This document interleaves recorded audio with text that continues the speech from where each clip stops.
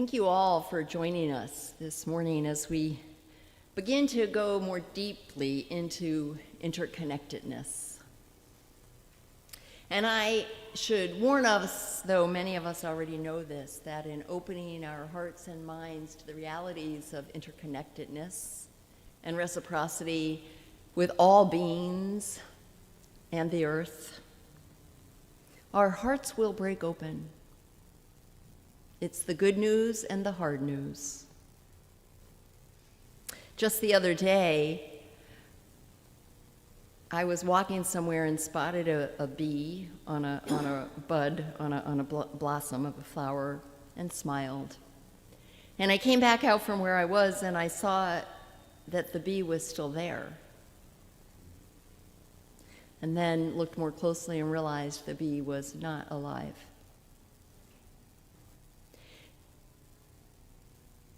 I may never know entirely, but more likely than not, it was consuming something that had been sprayed onto that flower that took its life. And that little bee has been with me along with all of you and my family and the people I love and care for in a real and profound way. This is the year for us to journey through the reality and truths of interconnectedness and interdependence. It's exciting and hopeful, and it can be overwhelming. It is time to learn about the FRS wasps who do not sting, and all kinds of other things. This is actually the first sermon, it's the third service of the church year, but the first sermon where I can offer my thoughts about what it takes for us to do this spiritual, theological, and moral work around interconnectedness. And aren't we fortunate to be with others who are doing the same? If we find it overwhelming in community, when we are alone and separate, it is beyond overwhelming. I sincerely hope and pray that this year will be transformative for all of us. The world and our fellow creatures, humans, plants, animals, are crying for us to pay attention, learn, and grow. Albert Einstein once said that we cannot solve our problems with the same thinking we used when we created them. That is an essential truth to remember as we embark on this work together. We must be open, be willing to learn, to see things differently. It's a gift to realize that we don't know everything, or perhaps that what we believed was true, and even the society at large believed was true at one time, we're recognizing is not. It's a gift to be given the opportunity to repair, to try again, and to learn together. Wasps are not the only thing that Lance brought to my attention. And I have his permission to share this, by the way, in case those of you with tender hearts are thinking, what is she doing? One day, Lance emailed me to share the discomfort that he was feeling with the language we said every Sunday in our traditional affirmation of faith.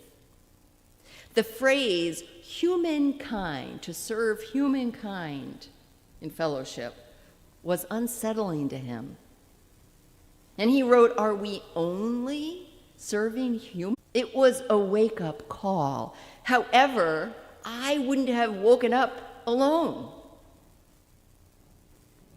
I needed to see the words with his question that we say every week and think about their meaning, and to ask, how has this exclusive focus on humans in society worked so far? Author, scholar, and member of the Citizen Potawatomi Nation, Robin Wall-Kimmerer, calls this anthropomorphic worldview the myth of human exceptionalism. This way of thinking views the world as a pyramid that's based on power over and control of others, other living beings, and resources. Humans are at the top of that pyramid, And implicit in that way of seeing the world is a belief that humans are different, higher up, better than other living creatures and life. It relegates nature to being something separate and distinct from us, and it negates the belief that all of creation has inherent beingness and associated rights.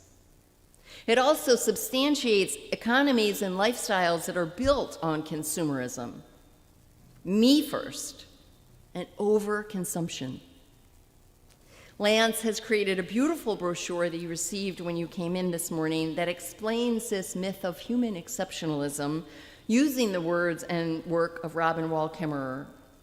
And included in that brochure is an image of this pyramid with humans on the top. Alongside of that is another image, one of an interconnected circle, where humans are one among many of the interconnected web or circle of life. It's also on the cover of your order of service. And I just want to say, and I can't get too extemporaneous because I have a lot written down, but I want to say we exclude many people too.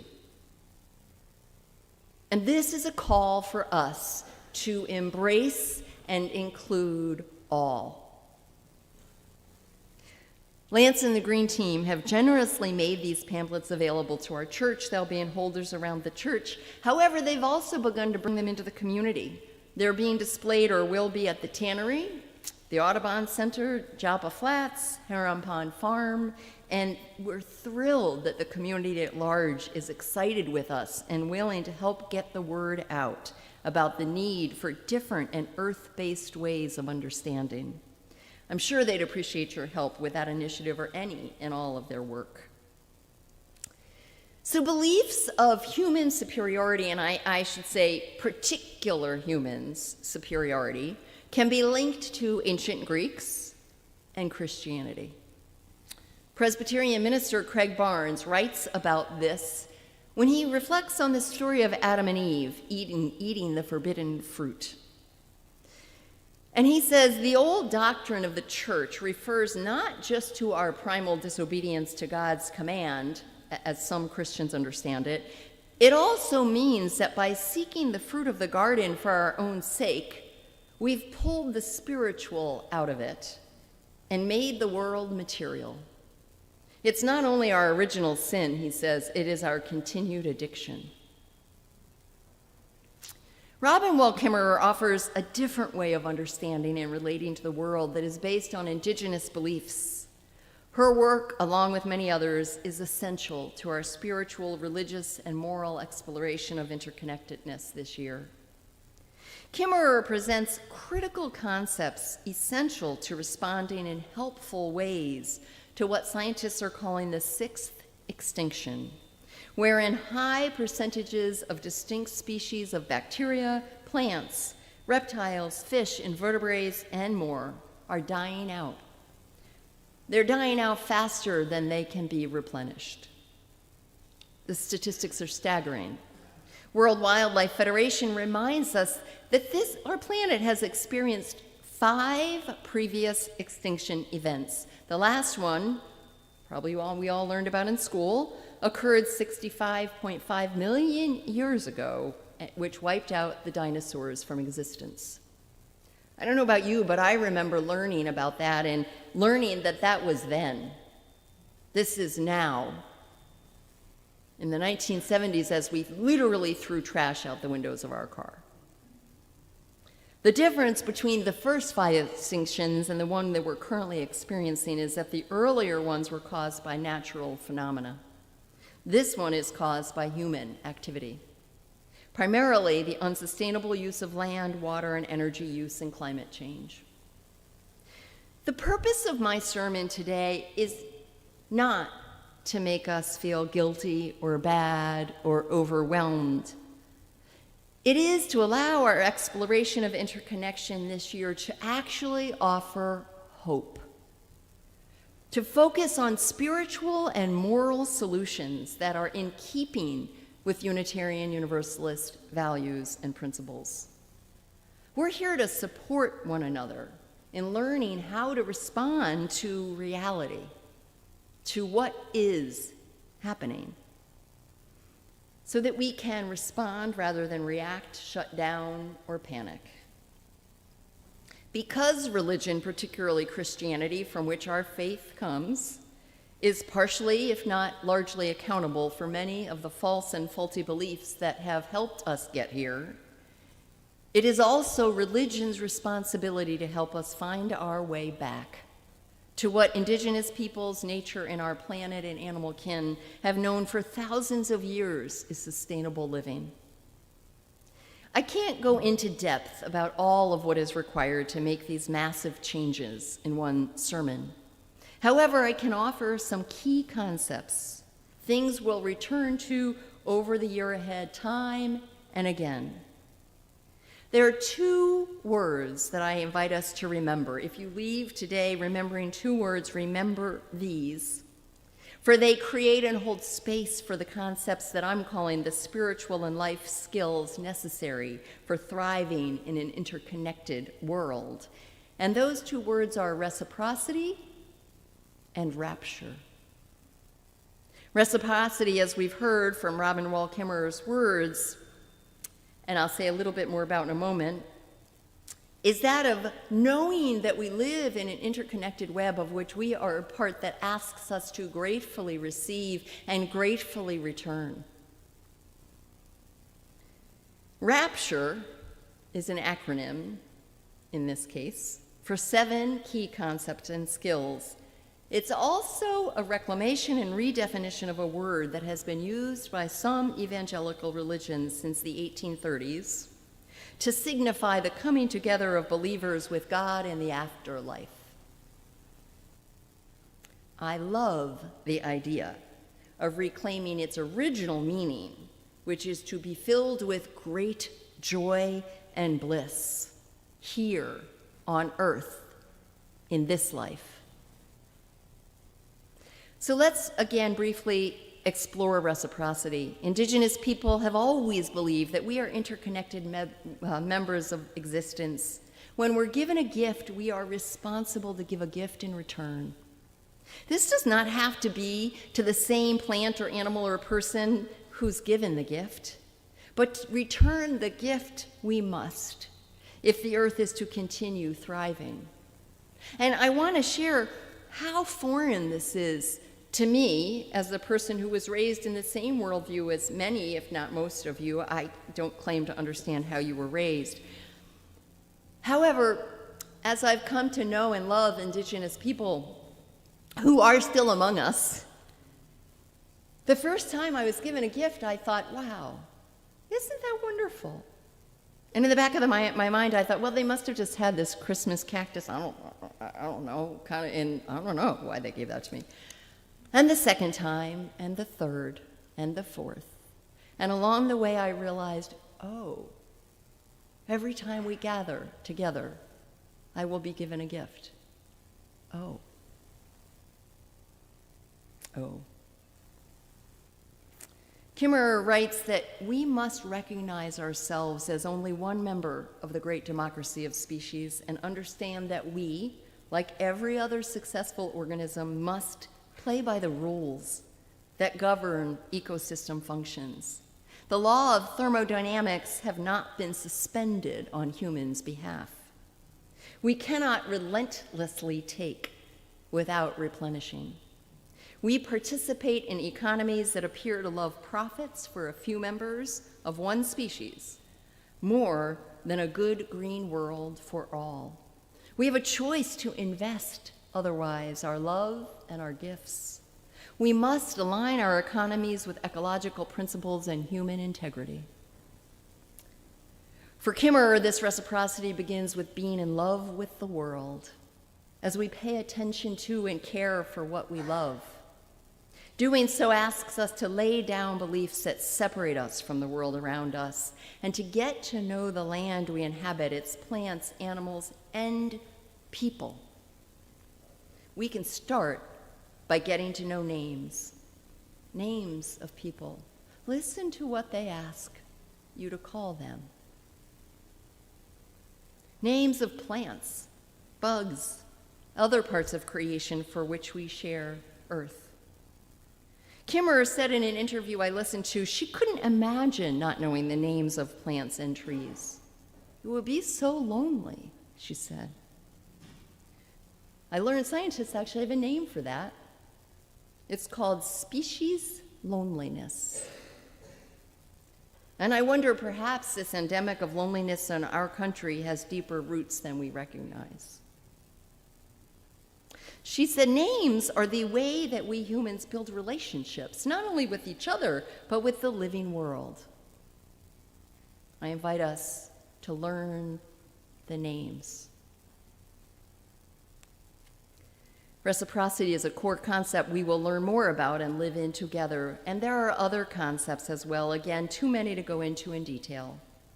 So I decided to lay them out for you using this term, this acronym of rapture, by offering really a prayer, a poem, a blessing. All of these things will be interwoven throughout our year ahead. I'm happy to consider ways to do this as we learn together, again, contained in the acronym of rapture.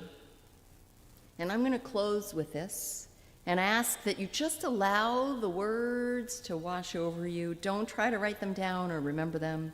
Feel them in your body. Allow your mind and heart to be open. Give yourself 2 or 3 minutes with these closing thoughts. The rapture of interconnectedness. If we are to live knowing the interconnectedness and interdependence of which we are a part, may we learn to honor all beings, all people, all plants, animals, insects, bodies of earth, water, and the sky. As we receive and give in an endless circle of healing reciprocity, may we feel how this giving and receiving helps us to know ourselves and the rest of the natural world so much more deeply.